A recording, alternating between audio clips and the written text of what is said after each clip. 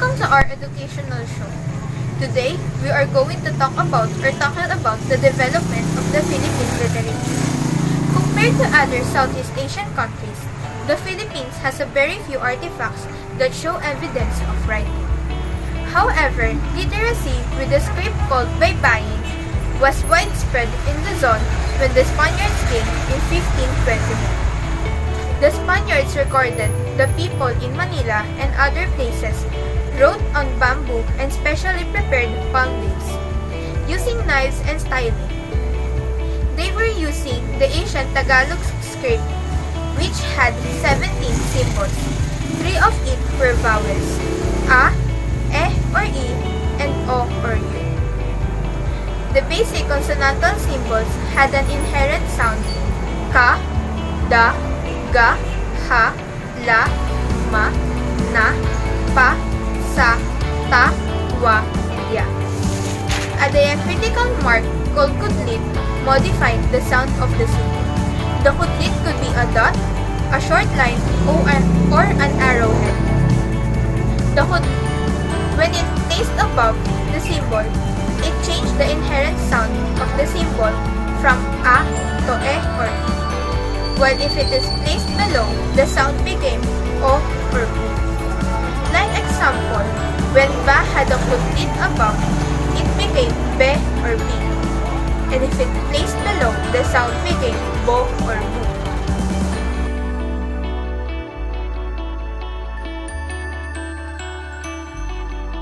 In 1863, a Spanish decree introduced universal education, creating free public schooling in Spanish.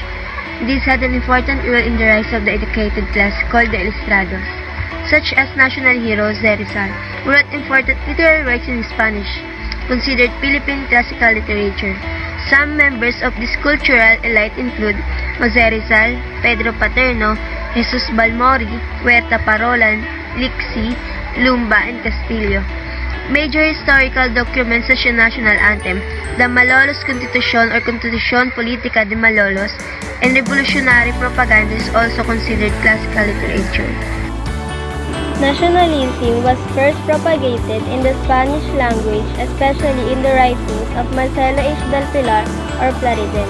In the Solidaridad publications in the Cebu, the Spanish newspaper El Boletín de Cebu was published in 1886.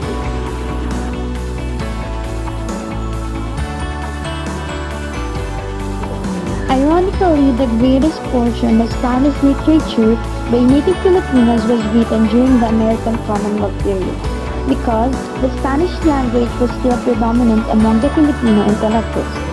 One of the country's major writers, Clara Mayo Recto, continued writing in Spanish until 1946. Other well-known Spanish writers, especially during the American period, were Isidro Marfori, Cecilio Apostol, Pentelecas 1941, Fernando Maguerero, Crisalidas 1914, Flavio Zaragoza Cano, Cantos A. Espana, and De Mactan A. Terad, and others. Among the newspapers published in Spanish were El Renacimiento, La Democracia, La Vanguardia, El Pueblo de Iloilo, El Tiempo, and others.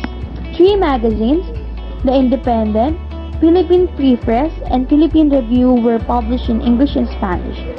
In 1915, the local newspapers began publishing sections in English. Cebu had its shares of writers in Spanish, most of whom flourished during the early decades of the century. Although their output would diminish in later years, Jose del Mar won a Sobel Prize or Premio Sobel for his work for Papyrus in 1965. In Asian literature, Filipinos especially excel in short stories. Leon Comber, the former British publisher of the Hinneman Writing in Asia series and the head judge for the Asia Week Short Story Competition, commended the Filipino writers in his introduction to the book prize, Winning Asian Fiction, published in 1991 by Times Book International. He wrote many of the best short stories came from the Philippines, because Filipino writers felt at ease using English as a medium of expression. In fact, Their country is the third largest English-speaking nation in the world, and they take to writing in the language as a form of artistic expression and show just as much zest and natural talent for it as they do for painting, music, and the other arts. In behalf of my group, thank you for listening to our educational show. We hope that you've learned a lot from our video. Again, have a good day and thank you.